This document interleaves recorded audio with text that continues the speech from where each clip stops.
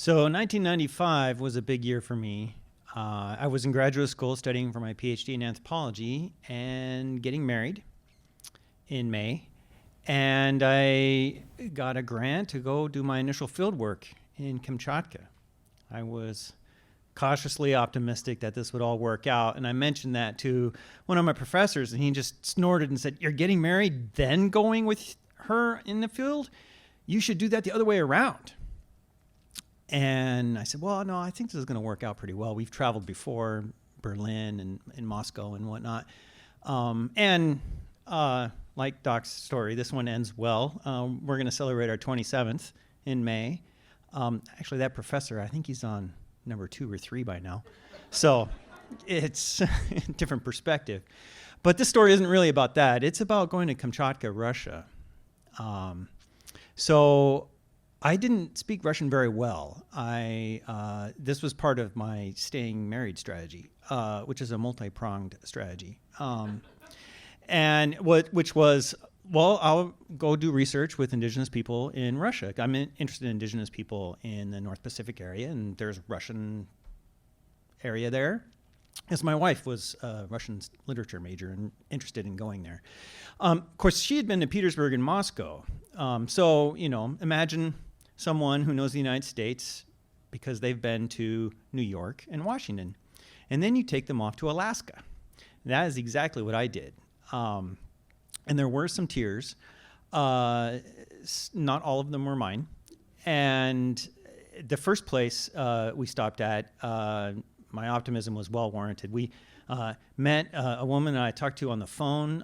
She was a colleague of a colleague, and excited that this American graduate student was there to study local people, and really helpful, and giving all kinds of great advice, including I should go up to this one town in the north and study those people. And so I followed that advice, being cautiously optimistic that it would work out. And it wasn't so great there in the first town.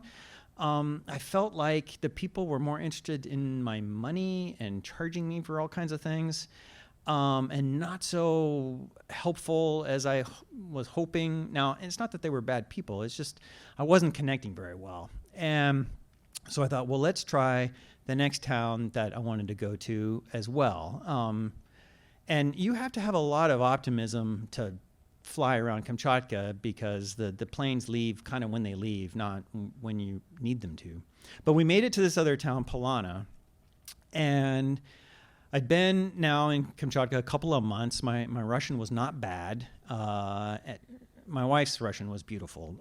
She's a musician, and people would ask her if she was Polish, which, if you know anything about languages, Polish is closely related to Russian. They're both Slavic languages, and they could tell she was a foreigner. But they asked me if I was Estonian, which is Estonian's. It's not even a real European language. It's like Finnish and Ugric, and Estonians were notorious for really horrible Russian speakers in the Soviet times.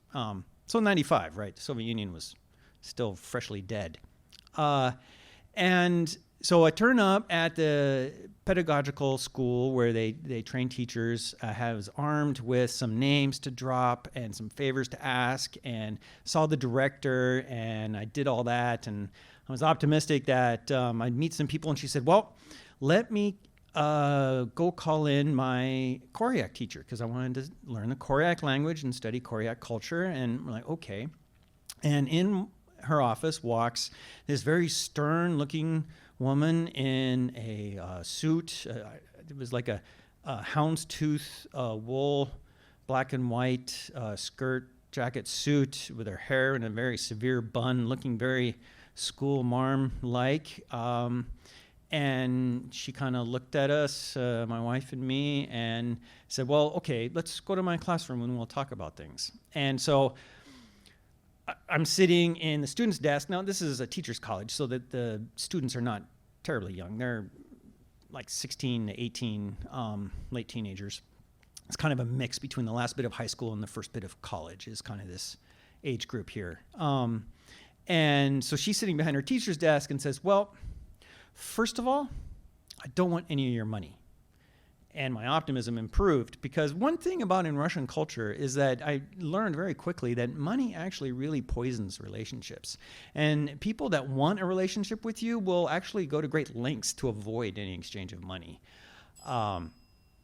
And then she said, I need help also studying for my degree, and I need help with English. So that's what we began, was an exchange of languages. And this optimism was well rewarded. She and her husband became very good friends with me and my wife, and we continue to be very good friends. And indeed, her last child is named after my wife. And thinking about my friends in Kamchatka, in Russia, some of my best friends are Russian. And this is a time of no optimism for relations with Russia. But I can't help but remain cautiously optimistic that there will be peace and the times will pass so that I can again see some of my dearest friends in the world. Thank you.